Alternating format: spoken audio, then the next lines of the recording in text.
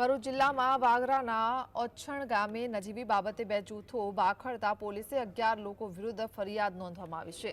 વાગરાના ઓછણ ગામે બાળકોનો ઝઘડો મોટેરાઓ સુધી પહોંચતા વાત મારામારી સુધી પહોંચી હતી, જેમાં તસ્લીમા પટેલ સહિત 4 થી વધુ લોકોને ઈજા પહોંચી હતી।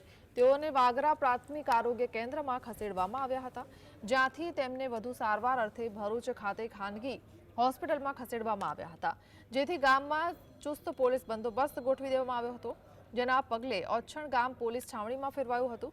આ અંગે વાગરા પોલીસ મથકે ફરિયાદ નોંધાતા પોલીસે કાયદેસરની કાર્યવાહી હાથ ધરી તોફાનીઓને ઝડપી પાડવાની ગતિવિધિ તેજ કરી ઓછણ ગામે શાંતિ ડહોળાવા નહીં તેને ધ્યાનમાં લઈને પોલીસે હાલ તો ચુસ્ત બંદોબસ્ત ગોઠવી લીધો છે। એમની દુકાનમાં સળગતો કાકડો ફેંકેલો હતો, જેનાથી એમની દુકાનનો કોથળો તથા બીજો પુઠ્ઠા તથા અન્ય સામાન સળગી ગયેલો હતો। આ દરમિયાન બીજા પણ ગામના ઈસમો વચ્ચે આવતા એમની સાથે પણ મારામારી કરી એમને પણ ટીકાપટોનો માર મારેલો હતો। આ દરમિયાન આ જે ગુનો હતો એમાં તાત્કાલિક જ ત્યાં વાગરા પોલીસ સ્ટેશનના પીએસઆઈ કે જાડેજા તથા તેમનો સ્ટાફને ખબર પડતી તેઓ તાત્કાલિક ત્યાં પહોંચી ગયેલા હતા અને ટોળાના જે માણસોને વિખેરી દીધેલા હતા અને આ ગામમાં બીજો મોટો બનાવ બનતા અટકાવેલો હતો।